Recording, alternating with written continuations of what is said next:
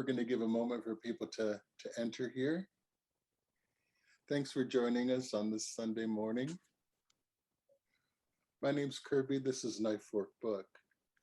What a pleasure to have you here because we're celebrating and launching, speaking of chunks, this glorious book by Ben Robinson called Without Form, which has been our first co-publication with the brilliant The Blasted Tree and Kyle FLEMMER, publisher of The Blasted Tree. And we're going to discuss this a little bit more further on, but we have some other things that we want to cover in the meanwhile. The first being a land acknowledgement that we acknowledge we are on the traditional territory of many nations, including the Mississaugas of the Credit, the Anishinaabe, the Chippewa, the Haudenosaunee, and the Wendat peoples, and is now home to many diverse First Nations, Inuit, and Métis people. And I can only express my heartfelt solidarity and gratitude that we have this land that we share. This morning, we're going to be hearing from RASIQRA REVULVA. Her wonderful collection, Cephalopography 2.0, is just celebrating an anniversary. And of course, it's Halloween, and I couldn't imagine a better occasion for her to be with us this morning. Exactly, hold those up, show them, wonderful. I'll put the link up for you to be able to purchase that book directly.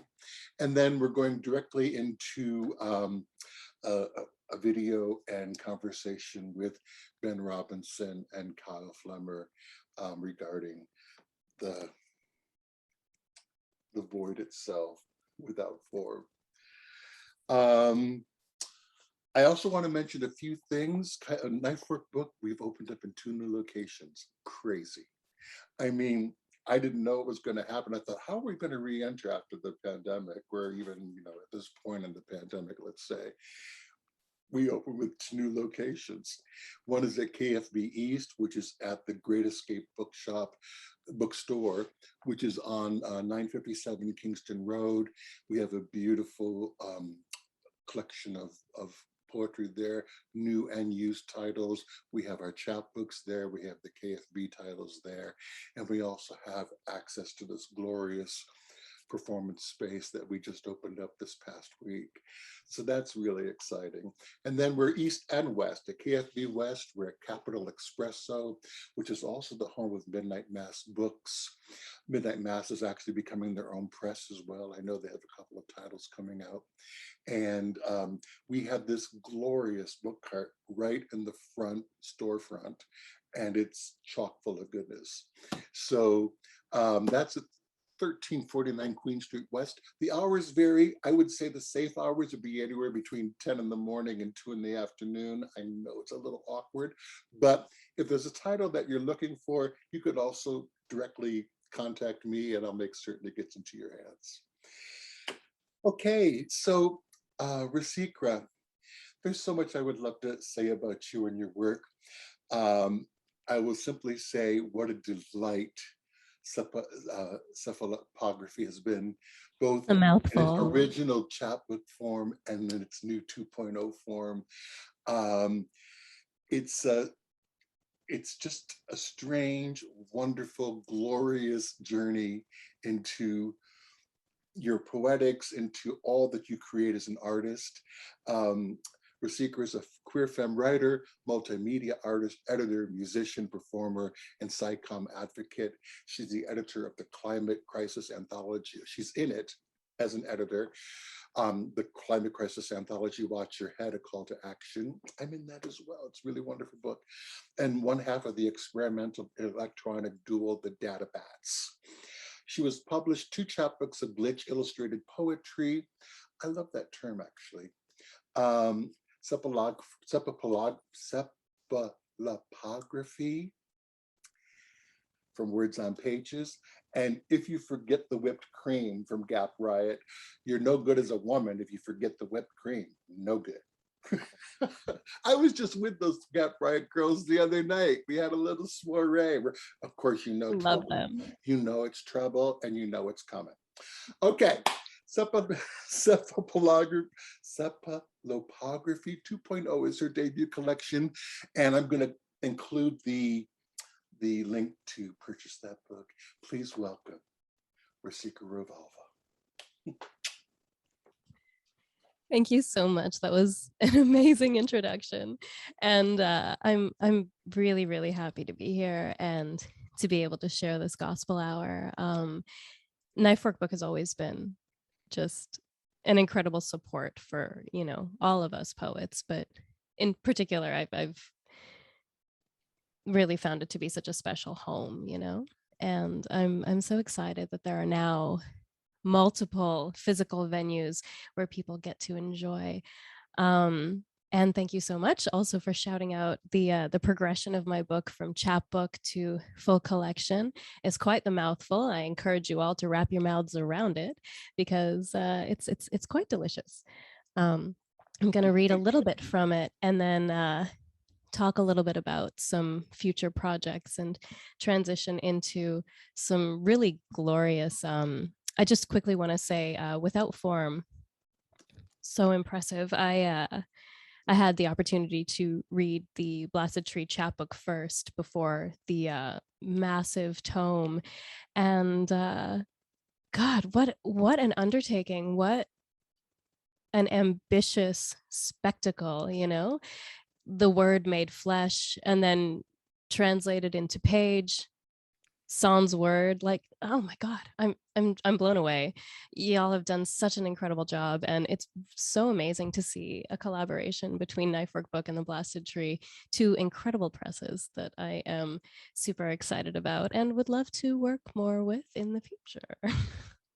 All right, so I'm gonna do a little readings for you now. Just gonna tab over here. Oops. It's early. I'm clicking the wrong things. All right.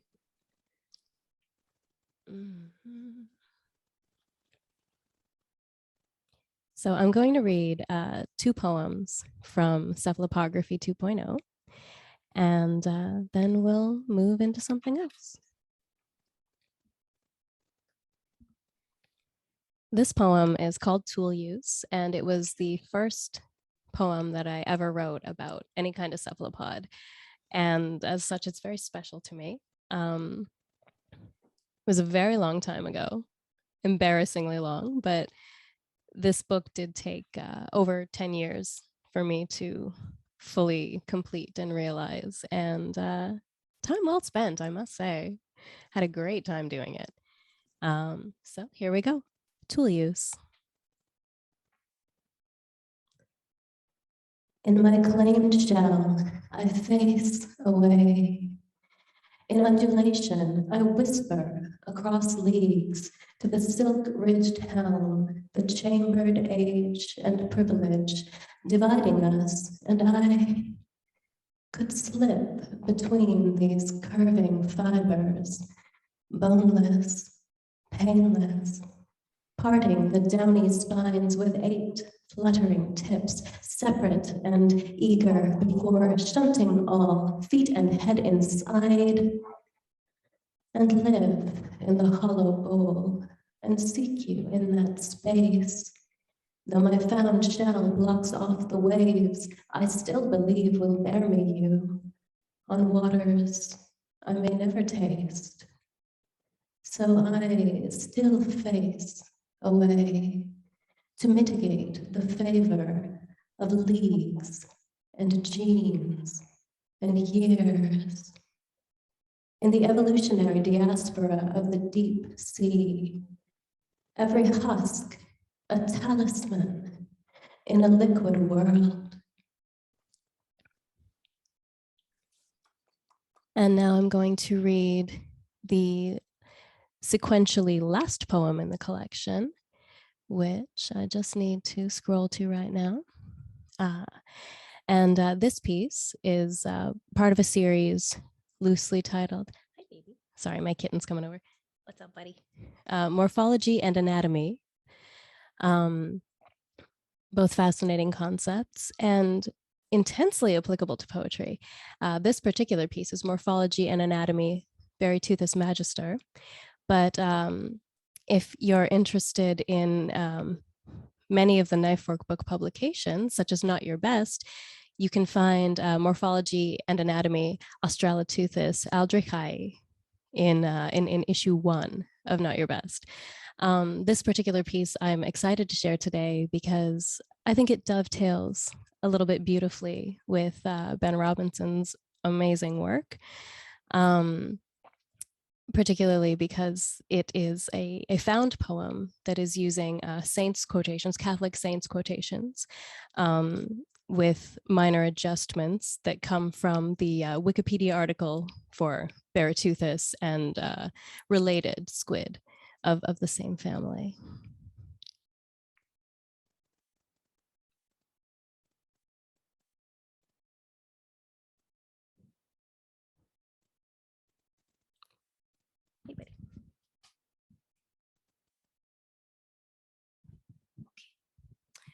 So, Morphology and Anatomy, Veriteuthis Magister.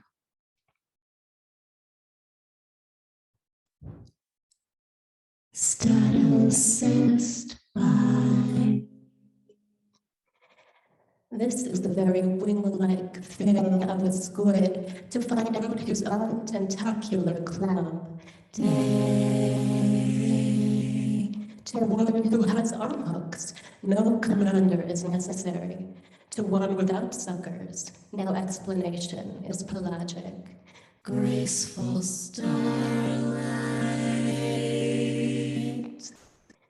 It is not suckers to obey when we register. The one whom we obey ensures thee. You cannot be half a squid. You must be a schoolmaster squid or no squid at all. Column layers.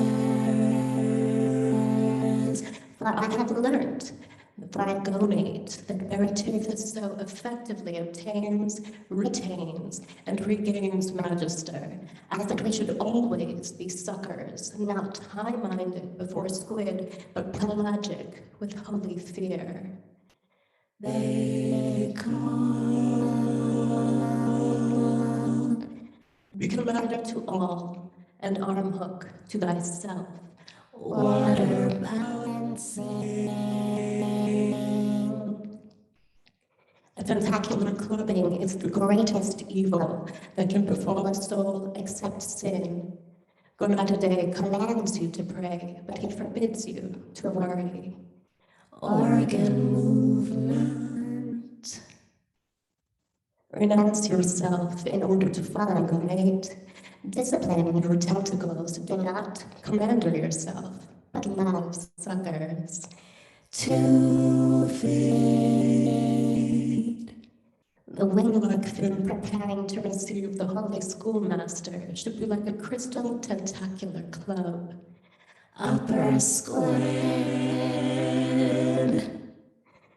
Disorder in gonadidae is the result of disorder in the gonadids. By night. Because of gonadidae's wing-like fins, the magister became Veriteuthis, so that by nullifying the arm hook passed on to us, he might schoolmaster all of us. The internal. Love turns to commander with the suckers loved. This is what holy clubbing does. Blackness remains. Perfection consists in leading captive our own arm hook and in commanding the king over it. To ascend. I shall magister no peace until I have arrested every Veriteuthis infant from pelagic fins. In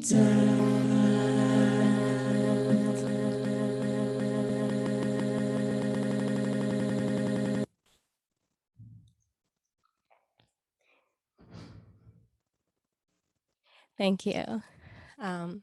So now I'm just going to read one piece which since publishing Cephalopography 2.0, I have been working on a number of other projects, and only in late September did I actually write a new cephalopod poem. It took a very long time before I started actually diving back in part because I was working a lot on some music. My band, the Databats, we just put out an EP, which was a collaboration with Alia Synesthesia, aka Subterranea. And it's on Bandcamp. I do encourage y'all to check it out. I'm so proud of it. I think it's a hey baby, easily some of my favorite songwriting that I've ever been able to engage in. But they were both very specific, my collaborators, like, maybe, don't write about the ocean this time, mix it up a little bit. And so that's something that I've definitely been doing. But I'm just going to quickly share with you my new cephalopod poem, which I've been loosely working on for a couple of years now, but it took quite a while to figure out what form it wanted to take. And it interpolates some lyrics from Stand by REM, which I associate very strongly with bobtail squid, as I'm sure we all do. I mean, it's totally a natural connection to make, right? So I shall read that one for y'all now.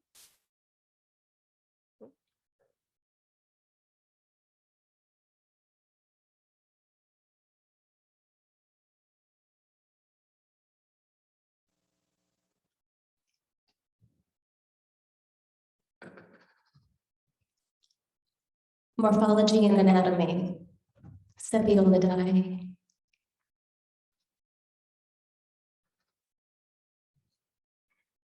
Shimmying submersion, sunlit sujata, prostrate in dull substrate, this too, Euprymna.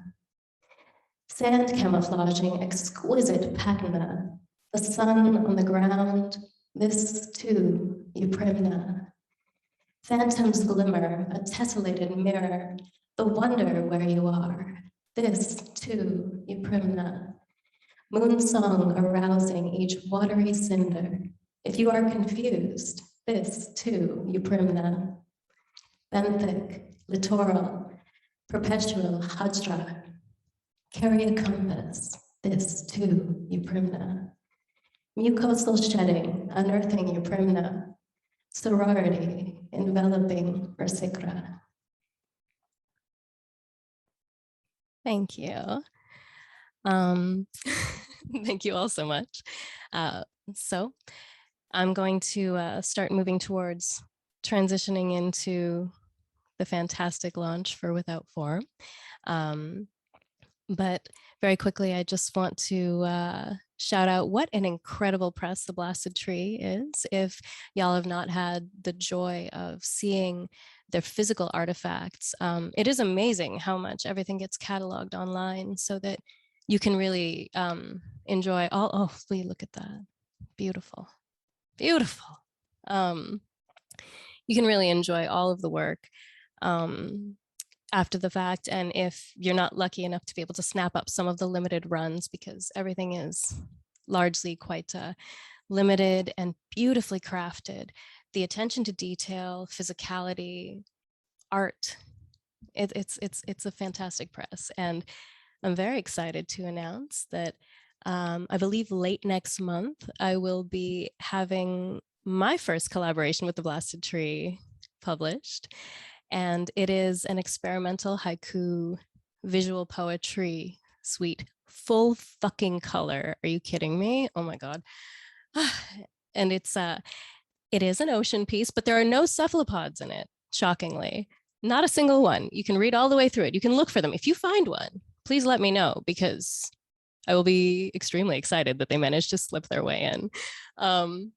It is called Sailor, and it is inspired by the devastating impact of oil and plastic pollution and extraction on marine life. And of course, David Lynch's 1990 crime drama, Wild at Heart, starring Nicolas Cage and Laura Dern and Diane Ladd and Willem Dafoe. And it's a fucking blast. I'm really excited to be able to announce it here. And I can't wait for you all to see it, either physically in person or cached on the website, which is, just fantastic. And with that, I will shelve the microphone and pass it, metaphorically, on to Kyle and Ben. Thank you all so much.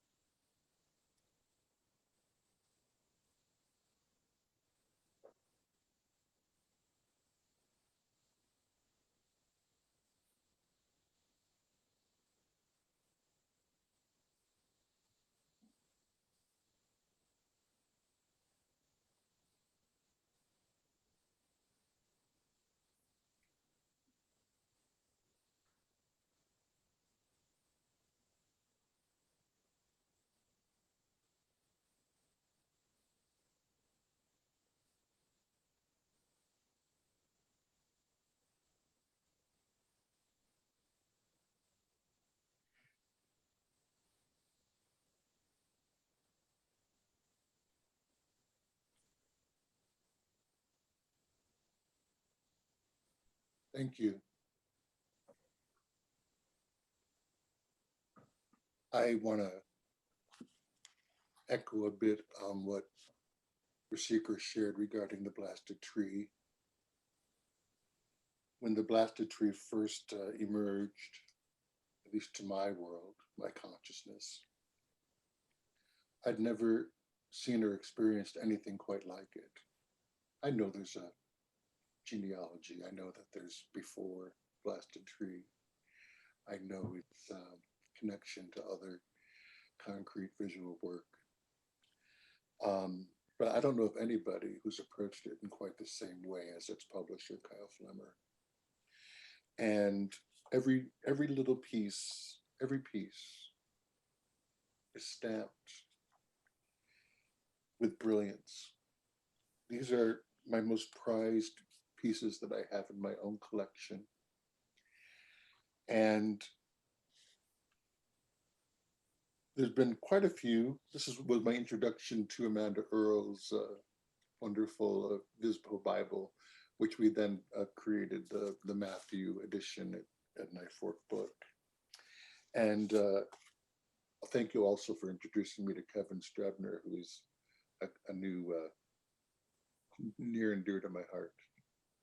Extraordinary piece. And of course, I've always held secret fantasies of doing something together, including, you just see work. I love being a cheerleader. I'm a really good Kool-Aid, the Kool-Aid guy popping through the wall and going, Blasted Tree, you gotta go there. And so then these lovely little chapbooks came out, a whole series called Without Form that Ben Robinson was authored and created, his vision. And each separate volume, a single statement of each book of the Bible, and beautifully done. And that alone blew me away. The scope of that project alone completely blew me away. I went, holy fuck. Because again, publishers, to have the audacity to publish and then to publish that, I just go, oh, you gotta wanna publish that. And I feel the same way about what we do at Knife Fork Book. These are things I want to see the book in hand. So I can't make this shit up. I'm telling you right down from my fucking pelvic floor that this has been my response to the work of the Blasted Tree and Kyle Flemmer. So when Kyle contacted me, I don't even know how it happened. Somehow we reached each other and Kyle said, we're thinking about doing Without Form as a single volume. And I thought, not much causes me to come to a complete stop. Not much causes me to really interrupt my breath. But my first thought was, holy fuck, I'm in. Please. And the work itself. And even the idea of it blew me away. But then to hold the book in hand and have it exceed any and all expectations is quite extraordinary. Ben Robinson is a poet, musician, and librarian. He has only ever lived in Hamilton, Ontario, on the traditional territories of the Erie, Neutral, UN-Wendat, Haudenosaunee, and Mississaugas. You can find him online at benrobinson.org. And Kyle Flemmer, whose own wonderful new collection, Barcode Poetry, also put out by the Blasted Tree. He is an author, editor, and publisher from Mokinsistis. Am I saying that? Forgive me. Mokinsistis. Thank you so much. In Treaty 7 territory, he founded the Blasted Tree Publishing Company in 2014 and studies digital poetics at the University of Calgary. Neither of those bios nearly come close enough to describing both of these poets and their work. I've always been, it's rare to be consistently surprised. And I can't imagine anything that delights me more. So that when I receive a package from Kyle from the Blasted Tree, or I see something new that Ben is doing, I just go, thank you. So I want to talk a little bit more about this, but first I'm going to pass it over to Kyle to add just about anything he might want to add to this, and we'll do a little conversation between the three of us. And how's that for starting off? Sounds good to me. Good with you, Ben? Yeah, that sounds great. Awesome. I guess I should start by saying thank you so much for what a generous introduction to both the book and my work through the press. That's extremely gratifying to hear that it's being so well received. I should also say that all three of you, KIRBY, RASIQRA, and Ben, have in a way played a part in sort of the genesis of the press, beginning with RASIQRA. I got your chapbook, the original cephalopography chapbook, and you had signed it with a kiss with a mustache drawn over it. And up until that point, I think I had conceived of literary community as like this sort of handshake formal thing where we, you know, sort of nodded at each other's work from this conceptual remove. And this put me like in immediate bodily contact with your work. I felt so invited, and it was like playful and fun and intimate. And then your work was very much that way too. And I'm like, I need to try and bring this ethos into what I do too. So thank you for that. And then of course, KIRBY, your work through Knife Fork Book and the community that you build. My last trip to Toronto felt like stepping into KIRBY's world in a way. And the atmosphere that you build in Knife Fork Book is just so warm and loving. And it made me feel immediately at home in Toronto and like I was part of the team. And that's wonderful of you to do.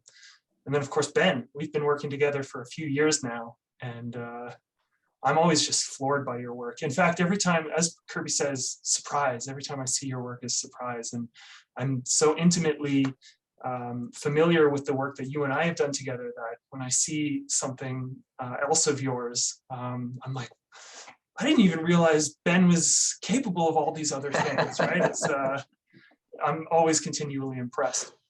The first thing Ben and I worked on together was a chapbook called The Sims in Real Life, which I'll just grab here. It ended up being a CD with the content put onto the CD, as well as the insert for the jewel case having like the poetry, like its own little chapbook. But this is just such a fascinating intermediate project that between the two of us, we were able to grow until it essentially filled the whole contents of the CD with bonus materials and whatnot. And shortly after that, Ben brought up the idea of doing Without Form. And immediately I'm like, this project is so cool. This is in maybe early 2019. Like, this is so cool. I have to do something with this, but it's, you know, like 1,000 pages long. I can probably only do, you know, a sliver of it. And Ben was very gracious and said, yeah, let's pursue that, right? I sat on this project for a year, just letting it ruminate in the back of my mind, and realized like we have to do the whole thing. Like this project it's epic in scope, and it would be a disservice to only touch a sliver of it. And so we came up with the idea of putting out each book of the Bible in its own chapbook. So there's 66 separate books. This one is First Thessalonians, but this one has like 4 pages in it. Some of them have 1, some of them have upwards of 50 pages. And so it meant learning new techniques for binding chapbooks for me.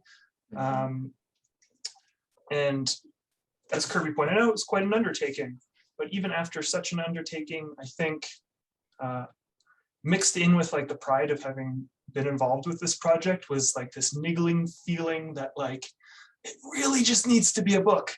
It needs to be this massive like family Bible thing that like lands on your desk with a thump, right? Like that's what it needs to be, especially because the content is so ephemeral and light. I wanted the object to just be so massive and weighty. And Ben and I originally discussed doing 6 to 10 copies. That's really all I could afford. I'm running the blasted tree out of my living room essentially. And again, Ben graciously accepted. This is a very exciting undertaking, even with just 6 copies. And again, sat on this project for ages, almost a year again, and was discussing it with Kirby. And Kirby immediately was like, "Oh, 6 copies isn't enough. We have to do 32. We have to do 36. We have to do more. Like this deserves to be in circulation. It deserves a real treatment." And essentially said, like blank check, let's make it happen together, regardless of what it costs or the logistical obstacles. Let's just get it out there. And so we did, and we set it up as a pre-sale, and in the first couple days, week at most, we sold through our 36 copies. And so we expanded it to 50 copies. We have just a handful left, and it's really like I said, years in the making sort of thing. And this book is one of the things I'm most proud of in my life. I'm really happy with my book. I'm really I published I published the barcode poetry at the same time. I'm very pleased with it. But in a way that was like a relief to get off my plate. Whereas this is yeah, like I said, something that I will be proud of probably for the rest of my life. And with that, I think maybe I'll turn things over to Ben to tell you a little bit more about the project and his thinking about it. Mm-hmm. Yeah, it's so interesting to hear you both talk about it and how it came together, because it really wouldn't have happened without either of you. I had done Genesis as sort of like a proof of concept, and I sent it to a couple places, and I was thinking, okay, kind of what Kyle and I had said, that this is interesting on its own, but it needs to be the full thing, I think, to really have the heft. But I also wasn't going to go through and erase this entire project if I wasn't sure that it was going to get published. And so I think I sent Kyle a proof of concept, right? I sent you the first book, and we were sort of thinking it through with that. But yeah, there was something, I don't know, like Kyle said, we've done a couple of projects together now. And I think there are publishers where you would bring something that might be audacious or a little bit too ambitious, and you'd get reined in, right? To okay, this is interesting, this is a good place to start, but look, we need to do something that's more realistic. Whereas I feel like, Kyle, you are an accelerant on this, where it's okay, I have this idea and it gets cranked up about 2 or 3 notches, which is an amazing thing to have in a collaborator, right? That we can, it frees me up to think about seemingly impossible projects. I never imagined that I would have, let alone the chapbook, but a giant hardcover, and in the print run that we were able to manage.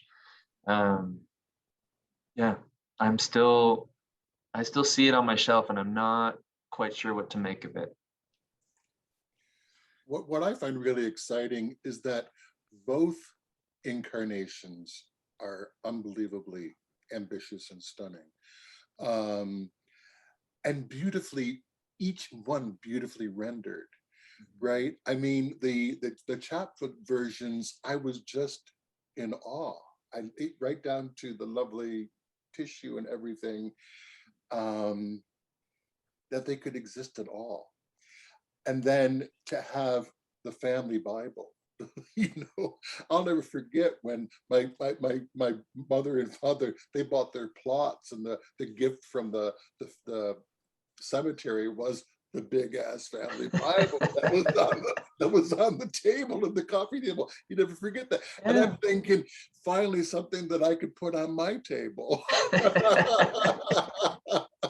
So I want to hear a little bit more about the form itself, and without form, and I actually refer to it as formless, but I'm curious about how the form even came into being. Can you share a little bit more about that, Ben? Yeah. Interestingly, this whole project started as a failed contest entry. Image Journal has this prize for faith writing in Canada, right? And I have some family members, some in-laws who are sort of, you know, loosely affiliated with this prize. And they see poetry and they see money and they sort of think, you know, poet, go get some money. And so they sent me this prize, and I was fiddling around with things. And I had actually made a number of GIFs of Genesis 1, sort of animating it. And then one of them that I made was just the numbers flashing on and off, kind of similar to the video that we played. That animation of those numbers. And this contest, they said, you know, we're looking for new experimental forms. And so I thought, okay, I'm going to play around with some multimedia stuff. And then I went to submit, and then I realized that, okay, the only format that they accepted was .pdf. And so it could be experimental as you wanted, but it needed to be a stable text format. So that was out the window. So I had this work, and I didn't quite know what to do with it. I thought about sending the GIFs around, and then there was something about those numbers, right? About seeing that, about how minimal they were.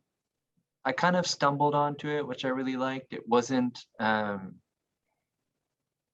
labored, but there was something about it that I kept coming back to. And I brought it to Kyle, and I think at that point it was easier to sort of think through them together. What I've been really interested in is how each of us who's been involved with it thinks about it in terms of genre as well. I think I was coming at it from erasure, from conceptual poetry. And I know that Kyle had been thinking about it in terms of visual poetry. And that this project, you know, there were many different ways of looking at it, and each of those would render maybe a different effect. It's fascinating to me because when I first heard it referred to as erasure, that was just a complete surprise to me. Because I'm looking at this, and all I'm seeing is space and constellations. I'm seeing what actually the beginning of the creation of form. And so it comes across far more, as random as it might appear, it comes across far more intentional. Not intentional in terms of, man, I love that it started as an accident. Most great things start as an accident, right? But the fact that how this carries, and that not only do I never tire of looking up at the sky, but I never tire of how this arrests me on the page. Kyle, do you want to say a little bit more? Sure. I mean, I totally agree. And I mean, from a practical level, the document that Ben provided me is the text of the Bible with the letters converted into white. So they're still present, but they're you know, obviously not visible in the like Word document. I come, as you pointed out, I come from a background of visual poetry, and some of my work has used star charts. I'm really interested with constellations and that sort of thing. And so when I looked at your work, it appears to me like the inverse of the night sky, these constellations of numbers. And I got this sense of like the cloud of unknowing, this sort of mystical connection between the cosmos and human interpretation of the cosmos and of our role within divinity in a way, right? And yeah, so my brain sort of takes the erasure side of the like practical document and converts it into this visual, yes, the cloud of unknowing, converts it into this visual experience, which relates, you know, very much to my own way of looking at the world. And yeah, so I guess the point that there's these various approaches into the work is very true. And I mean, you can say that of like the Bible is a religious text anyways. So it's pretty profound that that aspect of it is preserved even without all the words. I mean, Baudelaire in, I'm sorry, Bachelard in Poetics of Space turns up the volume with regards to the idea of vastness. And in the word vast, a vowel A retains all the virtues of an enlarging vocal agent. Considered vocally, therefore, this word is no longer merely dimensional. Like some soft substance, it receives the balsamic powers of infinite calm. And he goes on to say, even when you say the word vast, there's a thing that happens with the mouth. So when you were talking about the creation before the word, trying to get to the place before the word, and I'm going, and then all of a sudden from the numeral or the A, the ah comes into, you know, so the word made flesh. So we're going before the word, we're going what is being transmitted. I might be going crazy on this, but that was the creation story is an extraordinary story. And for me, this is very much a creation story. Am I completely out to lunch? What the hell? No, and I think that there's something really beautiful about that. I mean, it's been really interesting to see the different ways that people read it and connect with it. And there's something really interesting about not having to intend every meaning that comes through. And I think, you know, I can only take so much credit for that, right? I haven't really altered a word here. And so some of that resonance is, you know, beyond me, but that's a really interesting thing to have, I think. And to know that, you know, people will interact with this in ways that I will not, and I may never. Well, that's the wonderful thing about being a reader, isn't it?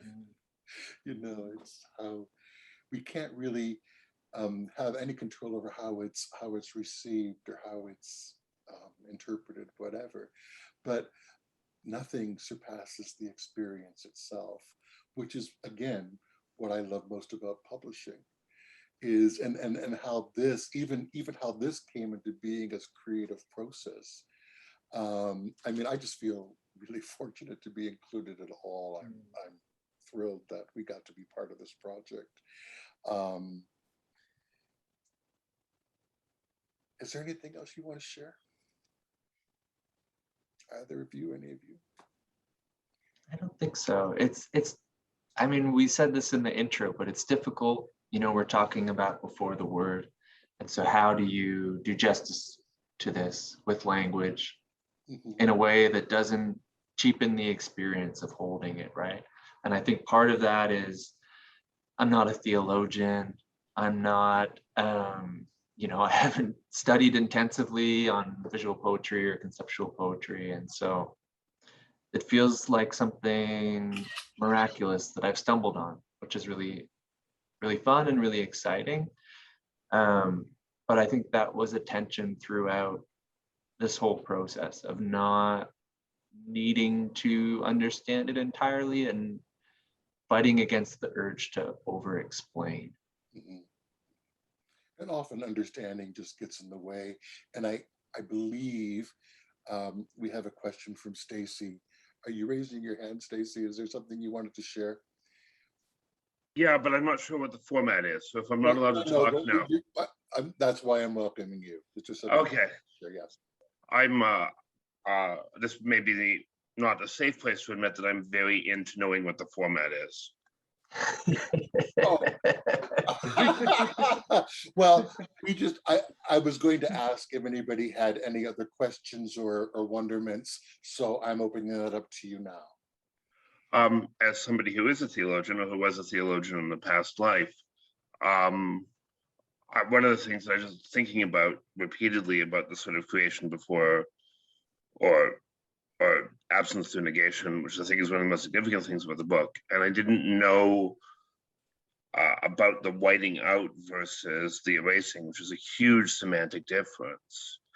And it's sort of like, I'm just thinking about this in relationship to, I don't want to be the kind of person who's like, this is a question and not a comment, so this is definitively a comment. But that question of like, how do we form meaning from absence, or how do we create and create space from absence? And it is like right above my Bible in my theology section. And it feels like, it still feels spooky to have it there. Like, it's not quite an act of heresy, but like just, it's having a space where an explicit sort of formation of via negativa, or a process of via negativa, something that looks like a Bible, it still feels uncanny to me in the most sort of classically Freudian way. Thanks. And it's a complete accident that we're doing this on Halloween as well. There was no intention there other than let's do it on a Sunday. Thanks. Flirting with heresy at every turn. Thanks for your comments and feedback on that. And I love knowing that it's beside your Bible as well. Is there anything else? Anybody? Oh my God, there it is. Wonderful. Thank you. Beautiful. Anything else anybody would like to share before we go? I just want to express my thanks in particular to KIRBY for making this space for us to share our ideas about the book and the process of bringing it into the world. Thank you for the support in publishing it and marketing it, finding the right people to put it in their hands and know that they will love it the way that we do. And to thank RASIQRA for being here to support us as well, and for your wonderful performance. And Ben, of course, for putting your work in my hands and letting me run with it. I mean, a lot of people are very protective of their stuff, especially in the publisher-author relationship, and you really enable me to bring my own vision alongside yours, and that's a really empowering feeling. Thank you. Wonderful. Yes, thank you all. Thanks everyone for coming today. RASIQRA for reading, Kyle, KIRBY, making this possible, Ben and Stacy, see you both. To future collaborations, I look forward. We are going to be launching our very first ever International Poetry Festival of new and inventive work called Fertile, which is coming up in August 2022. It's KFB's new project.